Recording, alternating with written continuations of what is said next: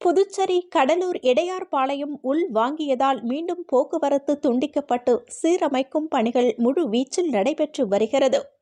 பெஞ்சல் புயல் தமிழகத்தை தாக்கியதால் அங்கும் வரலாறு காணாத மழை பொழிந்தது. இதனால் வீடூர், சாத்தனூர் அணைகள் முழு கொள்ளளவை எட்டியது. உபரி நீர் கடந்த 1ஆம் தேதி நள்ளிரவு முன் அறிவிப்பின்றி திறக்கப்பட்டது. இந்த வெள்ளத்தால் புதுச்சேரி கடலூர் மிக பெரும் பாதிப்பை சந்தித்தது.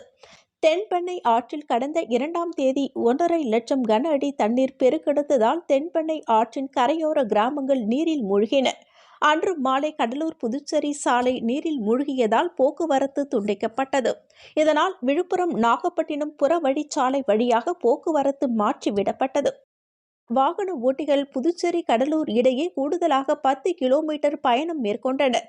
கடலூர் புதுவை சாலையில் பெருக்கெடுத்த வெள்ளம் வடிய துவங்கியதால் மாலை 3 மணிக்கு பிறகு கடலூர் புதுவை இடையே நேரடி போக்குவரத்து தொடங்கியது.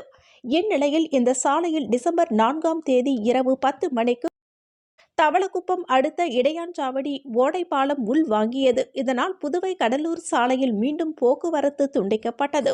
கடலூர் சென்ற அனைத்து வாகனங்களையும் காவல்துறையினர் முருங்கப்பாக்கம் சந்திப்பு, கொம்பாக்கம் வழியாக திருப்பிவிட்டனர். தகவல் அறிந்த முதலமைச்சர் ரங்கசாமி, சபாநாயகர் செல்வம், அமைச்சர் லட்சுமி நாராயணன், பொதுப்பணித்துறை அதிகாரிகள் சம்பவ இடத்திற்கு சென்று பார்வையிட்டனர்.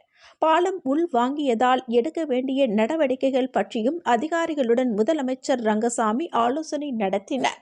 இதனை அடுத்து டிசம்பர் 5ஆம் தேதி காலை முதல் உடைந்த பாலத்தில் 40 லட்சம் ரூபாய் செலவில் சீரமைக்கும் பணிகள் தற்பொழுது நடைபெற்று வருகிறது.